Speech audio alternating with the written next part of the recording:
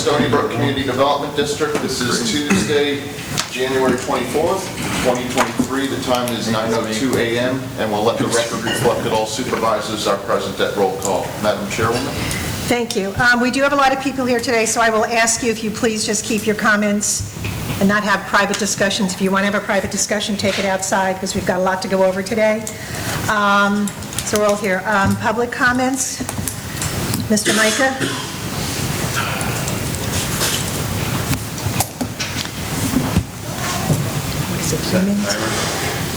Hi, good morning. My name is Joe Micah. I live at 21156 Braxfield Loop. I have a couple comments. First, as many as you know, I'm a snowbird, and I want to congratulate the board and John and the team, because coming into the development, other than a few things, you'd never know that a Hurricane 5, Category 5, came through this community. So what a nice job that was to see that. On that same issue, though, I'm joined by a few of our neighbors, and we have a request. And the request is to trim the trees at the end of the ball field, directly across from my house. They're already falling, they're cracked, and it's going to be dangerous because some of those limbs are going to fall on cars, especially like my own and our neighbors. And then also, the other thing that's important there is that the kids use that as a walkway to get to the school, and after school, they climb those trees. So the sooner that we can get it done, I think that the better that we'll be in avoiding a potential problem. Yeah. All right. So is there any way that we can schedule a time with you, John, to meet by those trees? I went out there yesterday with Eileen and looked at it. There is one, I noticed that we had some wind event this weekend, and there's one hanging down where those kids walk, and we're going to get that today. But as far as, trimming or removing, I mean, I don't see an issue. Nothing looks like it's going to fall into your house. And if it hasn't yet after 2 hurricanes, I really don't. Well, the last hurricane, if you recall, you trimmed them way back. Yes. And now they're fully grown again. But, I mean, I'm looking at the distance, and nothing could fall and hit your home. I think if you look at one that's really bending back and forth. I did yesterday. I did from all kinds of different angles. But I think also the next point is it's pretty, it's an eyesore. Which part of the field are you talking about? The very last corner. Right against the street. The very back corner. Yeah. Timers. As far as the kids climbing in them, yeah, that's an issue. That's, but that's out of my hands. I can't prevent children from climbing in that. We can send out mass emails and, hey, tell your kids not to play in that, and, don't let, have parents not let them play. I'm going to send a crew out there today to get that one that's hanging, and if there's anything else, but some of that's really tall, and we can't get it. We're going to have to call somebody in and get that. So that's what I mean. I mean, is that something that maybe you and your neighbors want to chip in and pay, because it's kind of 3 people you're asking about? You know what I mean? Well, for something that's not an issue. I don't think it's my responsibility to put the fund. Well, like I said, but we're saying it's a non-issue, so that's the impact. Well, I think it's an issue, and I think that it's an accident waiting to happen. Okay. Well, like John said, he and I were out looking at it yesterday. We'll continue to keep an eye on it. I noticed there's quite a few trees that still have some of those dead tops up, but they're way up there. Some of them some of them, the highest ones we can't get. Some of them and they're still happening as time goes on. Some will crack, and the limb's not fully dead. It'll heal, but then we have like an event this weekend, and then that's going to take a little while. But as far as over there, I'm going to send a crew over there today. We'll clean that. There is one hanging that must have happened over the weekend, because that was one of the first areas we went to after the hurricane. Kind of clean up. Because it was very disheveled and a lot of broken branches. But as far as anything falling on the homes or anything like that, the home that's most adjacent is the only one I see that would be, in any kind of risk from a distance-wise. And if we did trim that, we'd have to call somebody in, because I know the branch he's talking about. I kind of pointed it out to you. I said, there's this tall branch. I said, that's the tallest branch. If this was the falls, this is where it would land. If this tree were to completely fall over. If that branch was to break, obviously it's going to fall straight down. It's not going to swing back. It's not going to. But we'd have to call somebody in to get that. How high up can we go? 8 feet. 8 feet. So anything above 8 feet, we need to bring somebody in. Yes. Well, I've asked John to continually have Brian with the Common Grounds area. Not for us. It's always been told 8. It's been 12. Okay, I've asked John to continually look at the community note the trees that need to be taken down, and if we have to get somebody in, it won't be for just one tree, it'll be for several. Anything that's an issue like that one, he's going to work on, but we're continually looking at the trees, because like you said, after the storm, this may not have looked like it was bad, but the windstorms now are making it bad. So we're continually looking at them. So we'll continue to do that. Anyone else? Yes. Talk down to that subject, I have a thing. Oh, yeah, no, you can come up, we're finished with the trees. And Marcia, what did you do? Did you kick her again? I'm sorry. Terry Merrifield, 21571 Brixton Run Loop. I just wanted to ask a question of the board.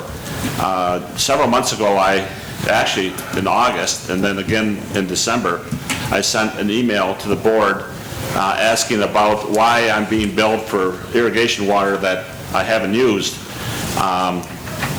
In December, I got an email back from Eileen saying they'll check into it. A couple weeks later, I got a verbal comment from Chris saying, yeah, we'd like to do something different. I haven't heard a word, and yet I'm being billed for irrigation that I'm not using. It's Phantom every month. They read it. Phantom numbers, and I want to know what's going on and how it's going to be resolved. Okay, we're working with Crosby and with the company working on that, because we're not sure, because the numbers that are being sent don't seem to be the numbers that are being reported, so we're working on it. So, and anything, it will all be adjusted accordingly. Part of the problem, Terry, is we're always behind because we'll go send a reread. Well, sometimes they'll reread, but he's 100% right. He sent him a picture of his meter, and it does not even come close to matching what the numbers are that are being reported.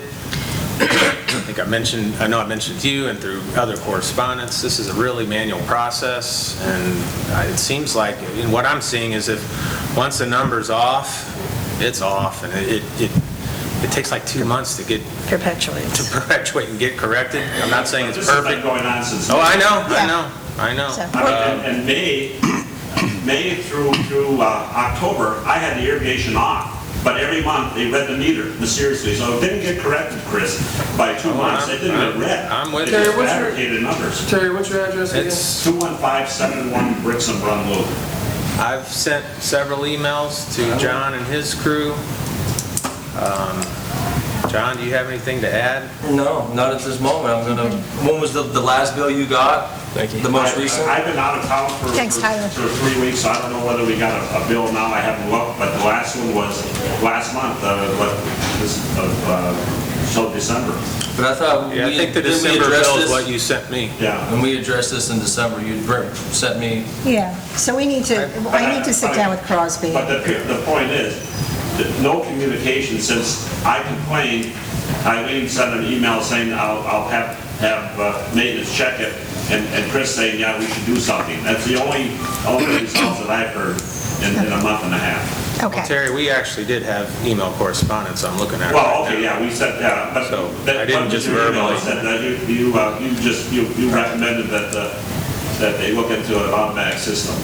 That's the correspondence I got from you. Yeah, because we have, There's I several. sent over 5, and they all seem to be about the same thing, which is basically And Tammy said that misreads. she's had over 25. I wouldn't doubt it. Yeah. Yeah, So, so, John, we need to sit down with Crosby. this man. Okay. well, no, I think as board too, and I brought this up last time, and Chuck, I don't know if we want to talk about it and use this as a springboard, but we looked at getting something electronic done probably 4 years ago, maybe 5, again, 4+ years ago. At the time, the technology wasn't all that great. There were, if my memory serves me, there were issues that if water got into these meters, well, they're water meters, and you all see your yards, sometimes it's below, especially when we get a big rain, those water boxes are just full of water. Yeah, they're in a swale. So, yeah, so it didn't make any sense, but maybe the technology's better. I've got the same kind of a program over at Pelican Landing. I've had it for 30 years, manual reads. I've never had this kind of an issue. I think we have an issue with the reading portion of it. So I think we need to dig into that, find out Okay. what's going on and why, and fix Okay. it, because it's been going on for a while now. Right. And it's not getting any better. It's not getting any better. No. So that if we need to find new individuals to do the readings, and maybe that's what we need to do, but Well, that's what I had spoken with Jeff, and I know Jeff, and we've spoken with Lisa about getting a person to kind of be like a handyman around here, handy person. And I think Crosby's got so much on her plate that I think we really need to hire someone for a week, a month, as part of their job to read the meters. And I think it's truly something that needs to come off her plate. She's just inundated with we've just pushed so much on her. So I think we need to back that off. And Lisa will talk, because I know Jeff spoke with you with regard to getting someone to do that. And I'd like to, sit with Crosby. It's going around reading the meters. And I think we need to work on that. So yes, we are pursuing that, and we will get those corrected that are incorrect. So my follow-up there is, so, clearly in Terry's case and some of these others, they're getting billed for numbers that just, they don't even exist. It's like Okay. the meter's 005 something and they're getting billed. Exactly, So, yeah. but they're getting billed for this. So what, on the billing side, what happens? I mean, how do we correct that? Have you been It paying? sits there until we get Yeah, a we reading. we put money in accrual. So you're and just, it's drawn out every same month. thing I do, yeah. Just Okay. put a, So there will be a credit when it's corrected. I would assume that, it'd be nice to. so how can we assure that happens and happens? Well, first, we need to get rereads, and we need to get rereads that are in line Valid. with where history has taken us, and that's not what we've been getting. So, Okay. and timeliness has also been an issue, so we need to dig into this, into the personnel side of it. Sounds like human error. I don't think it's. That's 100% human error. The knee-jerk reaction is not to spend $300,000 on electronic. Agreed. readers. It just isn't, so. Right, and you asked me to look into that. I did find a quote from Ferguson at that time, and it was like roughly 150,000 was like the starter kit. Yeah. And then to finish it, it was going to be like 225, I think, in the end. And that was how many years ago? So to Chuck's Yeah. point, it'd probably be more around the lines of total 300,000. Okay. Well, So I was hoping at the time I brought it up last month that maybe I deal in a lot of technology. Usually technology gets cheaper as time goes on. Is that not the case? Right now, everything's getting more expensive, so whether it's technology or Yeah, otherwise. inflation. And you have compatibility issues with the meters. We have different kinds of meters that have been replaced over time. you know. Well, the idea would be to replace the meters with meters that actually have the electronic sending unit. Yep. And then you basically walk around with a reader, which would pick it up without having to actually go into the box. In some cases, you can do them remotely through wireless, so depending upon how much you want to spend. so. It seems to me we've got like one thing to do right now, which is to resolve the issues with Mr. Merrifield, and the other 25 or whatever, just get those read.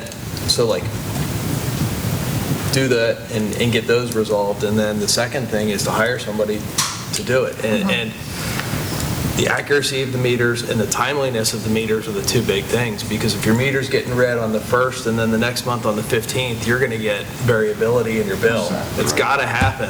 If the day is the 1st, it's got, we got to have the manpower to read the meters on the right day. Yeah, I Right. mean, just for comparison, over at Pelican Landing, they read roughly 1,500 to 2,000 meters every month with 2 sets of 2 crew members in a day.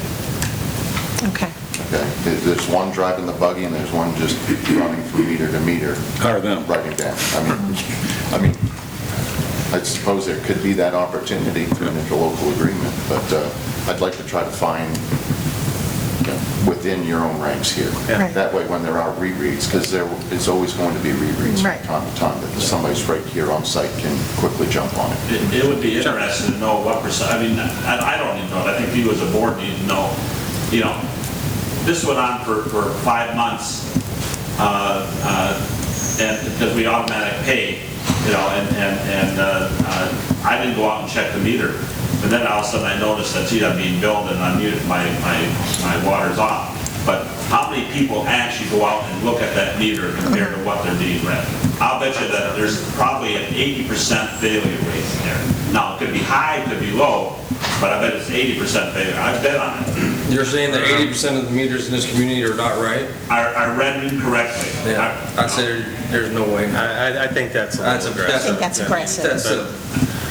The only thing we can yell, That's a very. we can throw out all kinds of numbers. 25% of the meters were read, or that are read incorrectly. 25 out of what, 1,000? Let me finish. Wait, we don't, wait. All right, come on, guys. That 25 number was pulled out of the air. The only thing we know 100% for sure is 5 people have emailed. That's the only thing verifiable. You can say 80%, you can say 25 people, we don't know that for sure. We know 5 people have emailed the CDD saying there's an issue. And some of them, such as yourself, it's been over the course of several months. Understand your frustration? It's frustrating me. All right, I think you're wrong, but I may be wrong, but the only thing I know for sure is 5 people have I know emailed. that Tammy said that she's had more than 25 people come in and complain to her. She said you gotta go to CDD. Okay, Now, well, whether she's you did or never not- mentioned that to us. Okay. With that being said, John, we'll sit down with Crosby. I'll go see her, I'd like to get that list from Tammy. get the list from Tammy. I'll sit down with Crosby. You and guys have the list from the 5 people. Right, we have That those is in 5. Excel, I sent names, addresses, and the issue. Not that, right. So we will check with But these that. other ones that, And then whatever the office here may have, we'll check that, and we'll go through that. But we do need to be actively looking for someone to be doing the meters, because Crosby, she's got too much. We put way too much on her, and we have to start splitting it. And maybe, Jeff, maybe in the interim, maybe one of the concession staff can help out? Read meters? Yeah, drive the no, car. I don't Well, think that, I mean, we've got staff here. I think we need to get on this until we hire someone. I mean, you know how people are with hiring people. I mean, it could take you months. I mean, look, I'll personally investigate. I'm gonna have to just do this myself. Okay. Obviously, I'm just gonna have to put everything else aside and hold everybody's hand and see, and dig into this, like, and read these meters myself and go out there myself and see, figure out what.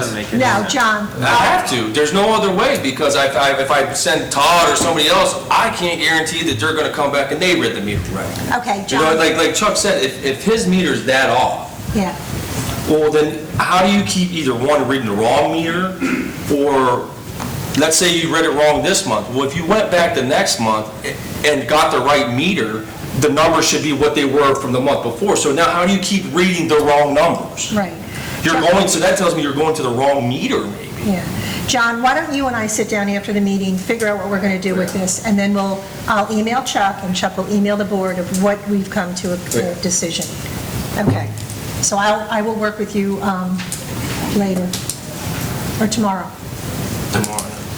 afternoon. Sure. Okay. Any other residents? Would you like to do this now? Yes.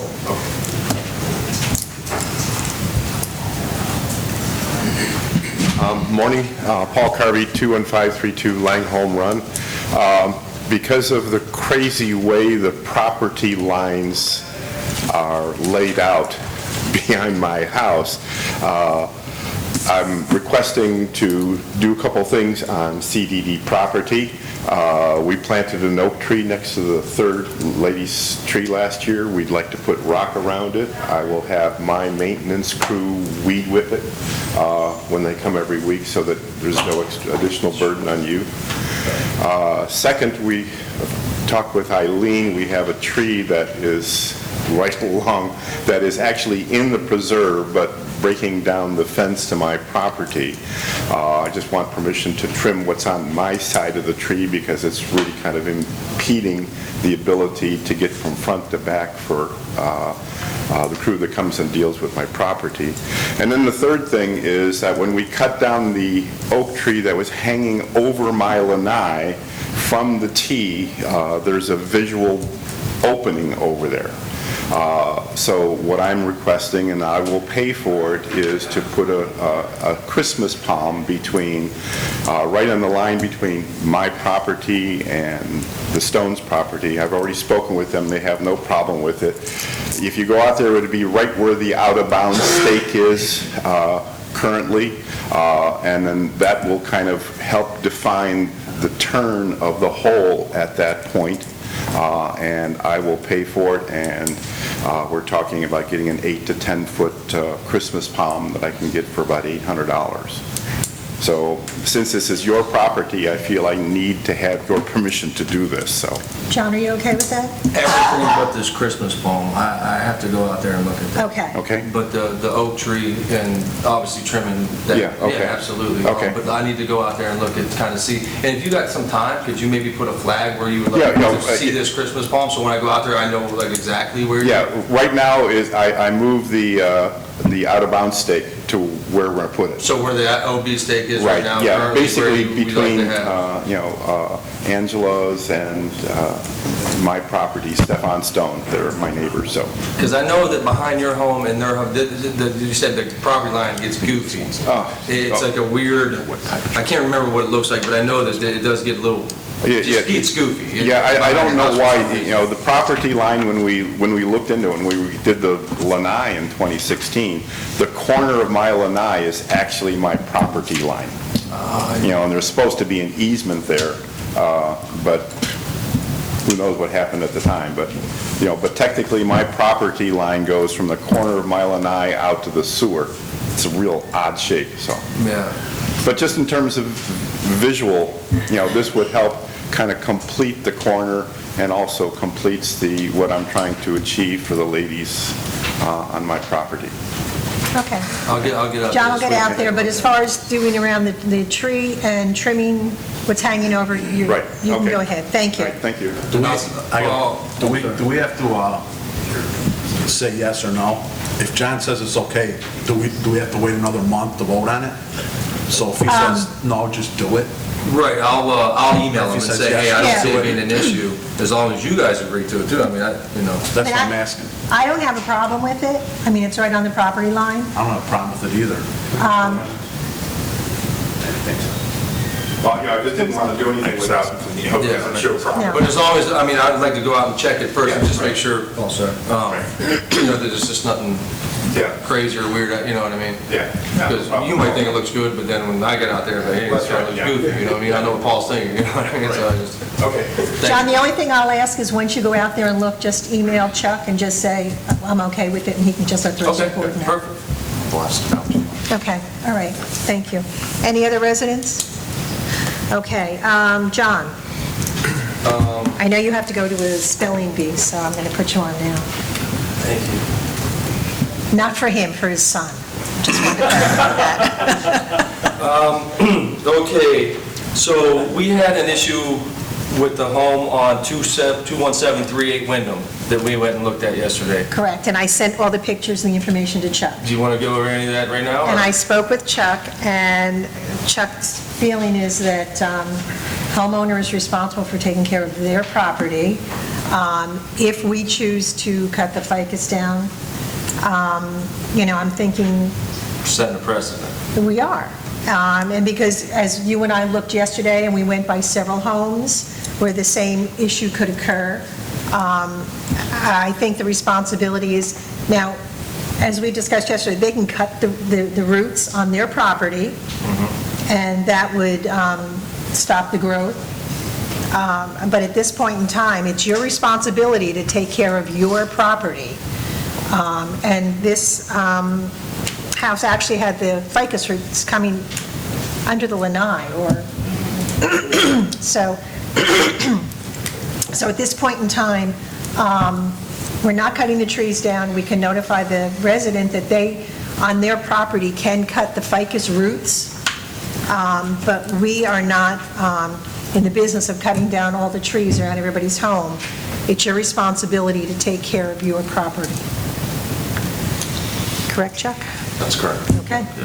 So we will notify the homeowner that they're able to cut the ficus roots on their property line, and that's their responsibility. And everybody should know that you need to maintain your own property and keep an eye on that, because I know that just looking at some of these other houses, and I'm not sure people realize that they need to maintain around their property, and I have a neighbor where actually their palm trees actually grown right around their irrigation pipe, and I don't know how that's going to work if something breaks, but, we need to maintain our own property, so that's where we are with that. Okay. And for any of those that live next to ficuses or anything like that, please take the time to look. I know it's something as a homeowner we don't tend to think about, but things like that.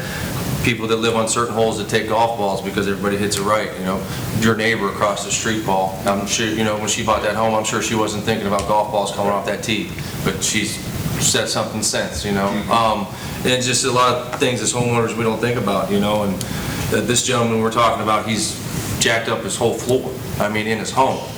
So inside his home, his concrete slab is missing, and it's dirt.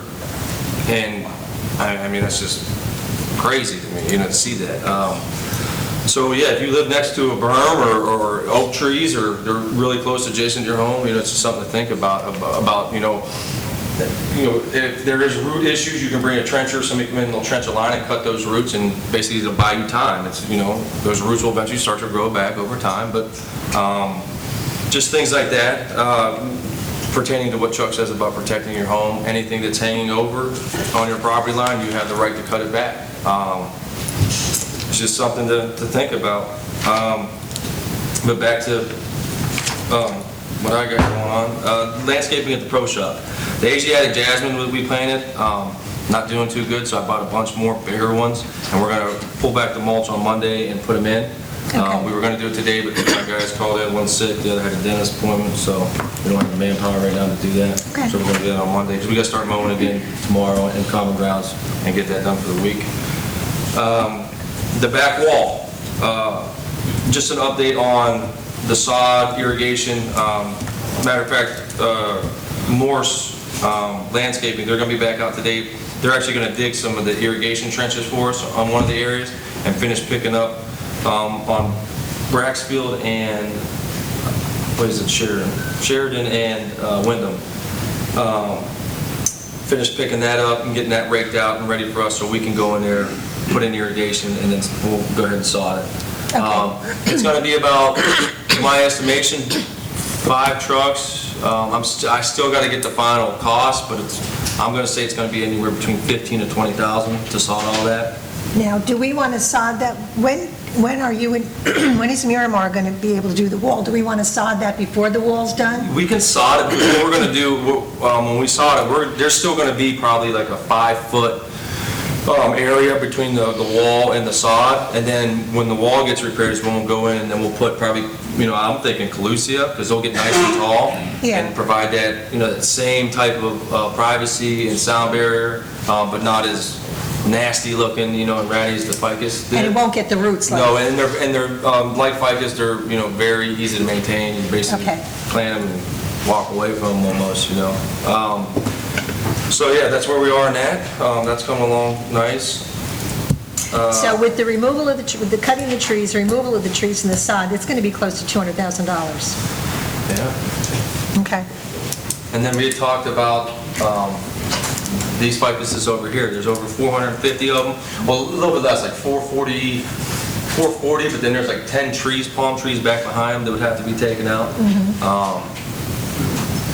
So yeah, and then maybe planting out with the Calusia too. Calusia, because that's part of the common ground landscaping, and we're thinking of, because those ficus look horrible all along there. Yeah, this whole head's and putting and getting rid of those, because they're ultimately, the roots are going to undermine the driveway and all there too. Yeah. So we're thinking of that with the, we'll talk to Juniper with that.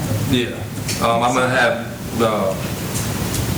probably them and Drew just give a couple quotes, just to say, hey, this is what the cost kind of looks like if it's something we wanted to do. Yeah. If you could add that for the next meeting, that would be great, John. Thank you. Sure. Excuse me. We had Bushwood in here. They came and trimmed all the oaks and palms in the common grounds. The intersections are done. We've finished pulling out all the foliage in the intersections. Thank you. You're welcome. Thank you. And John, before you continue, I did have a question. Were we going to plant anything there? At this point in time, we're going to leave it, most likely just sod them and see how it is. And I'll go into it later with the common ground landscaping. Once we start doing the main road, if we decide that we want to do something there, we will. but for the time being, I think the sight line coming out of these streets now is just really wonderful. So, so for the time being, it's just going to be either pine straw or sod, so we're going to leave it at that. I'm sorry, John. No, you're fine. We've ripped out some of the dead and ratty viburnum out in front of the community center, and we've also got those back at the shop. We're going to be replanting those here pretty soon.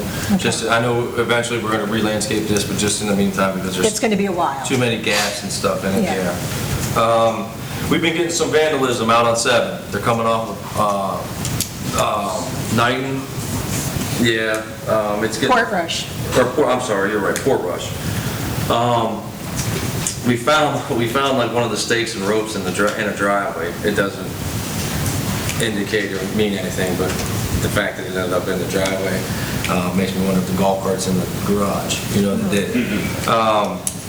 But yeah, it seems like every weekend now they're coming out there. And I don't know, some of you guys that play a lot, you might see the tracks on the green, you know, if you look hard enough. So yeah, that's where that's good. And they're driving through ropes and like running over stakes and ropes and stuff. So at this point, we're just going to keep monitoring it. If it gets bad enough, I'm going to probably mount like a 4x4 post out there with a trail cam. But one that can send me the picture as soon as it happens, because if they get their picture taken, there's a good chance they're going to take that camera. I would. You know what I mean?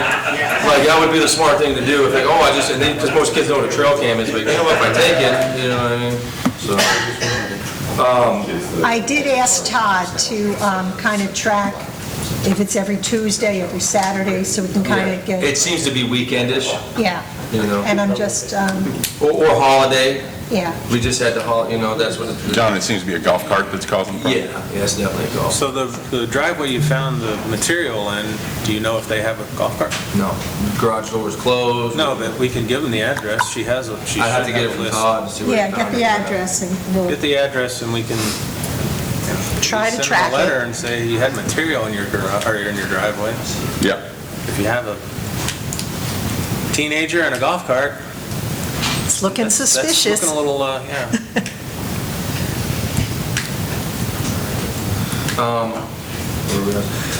Oh, by the way, as well, as residents, you need to know that we get charged for that.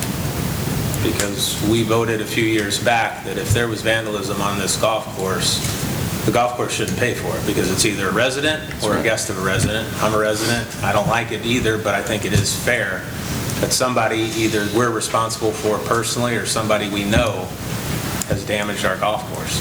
So it gets charged to the general fund. Which then will increase your taxes if it gets too high. Yeah. In other words, if you see anything, please Yes. share it We're with us. talking about greens, and it doesn't take long for that to mount up to be several thousands of dollars of damage to a green. So I know we kind of laughed about it, oh, kids are screwing around, but it ultimately comes out of our pockets.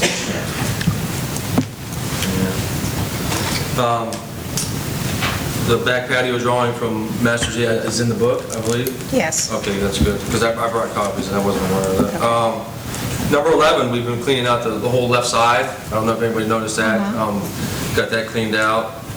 I had put money in the budget to have Bushwood come in and do the center in between 11 and 12.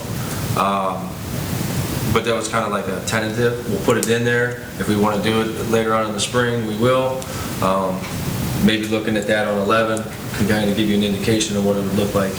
Just, you know, maybe say, hey, yeah, let's do it. It would look really nice. It would, speaking on that, we've also been having some people at the end, when you leave 11, making that turn on 12, right there's a little spillway that we made with concrete. I'm going to assume it's kids, unless we have starting a homeless population in Stony Brook. They're building fires. So luckily, if anything catches on fire there, it's all woods. Go from 11 green? Yeah, right when you make that turn, there's a little spillway that's been building fires down at the bottom. So yeah, that's been going on for a couple weeks now, maybe 3. We've been trying to keep an eye on it. So like I said, hopefully if anything catches on fire, it won't be too bad. Yeah. Fire department will be out there quick enough. Kind of clean it out for us a little bit. Yeah. Oh, it would clean it out, yeah. Maybe they're trying to help us. And you know what's funny is, historically, I've been here a little over 11 years now, there's always been some weird kind of stuff on 11 and 12. Whether it's a million range balls, some kid got a new knife for Christmas and kept cutting the ropes on us every time we replaced them, they'd keep cutting them. It'd be a perfect clean cut. than this. You know, it's just, yeah, I don't know, there's just somebody that lives out there. It's and, possessed. you know, you just got to do his thing. I don't know. But that hole's always had some interesting vandalism, if you will. And then, other than that, unless there's anything else that you think of? Did you say that the money to do that is in the budget? Yeah, I budgeted about 20,000 to clean out in between 11 and 12. And we said at the time during the budget process, we'll put it in there. And if we want to go ahead and pull the trigger, we can. Why don't we do it now to speed up play? Yeah, I mean, I can see if they have, if I can get on schedule. I would like to go ahead and do it, because that really, we've talked about that for several years now, we budgeted for it. That really needs to be cleaned out. It seems when you play, it starts backing up around 12. Yep. Yeah. So, Plus, I was in there Saturday. did you find my golf ball? Just don't want to lose the I ball. lost one there. The only thing, I'll give you a call. John, and I just want your staff and the guys picking balls and doing all that. We did have that incident somewhere around in the community with the 2 rattlesnakes. Just be careful. And if you're going into the woods to get a golf ball, remember, people work every day making those things. Don't risk yourself doing that. But, because there were 2 rattlesnakes found under somebody's bush in front of their home. I seen that, and So, then made the news. just make sure your staff is aware of it and to be careful. And I'll say this, especially on number 2, because if you remember Devin was still here about 3 years ago, there was a rattlesnake, big one. Yeah. Big monster. And there was one on the wall by 7. Was there? I don't Yes, remember. there was. So I know that preserve area in 2, Bricksville or Braxfield, that area, yeah, they tend to, there's maybe a small population or something over there. I'm not playing this golf course again, then. if that's- You know what's funny is I've lived here for 30-plus years, and I haven't seen a rattlesnake down here. We killed 2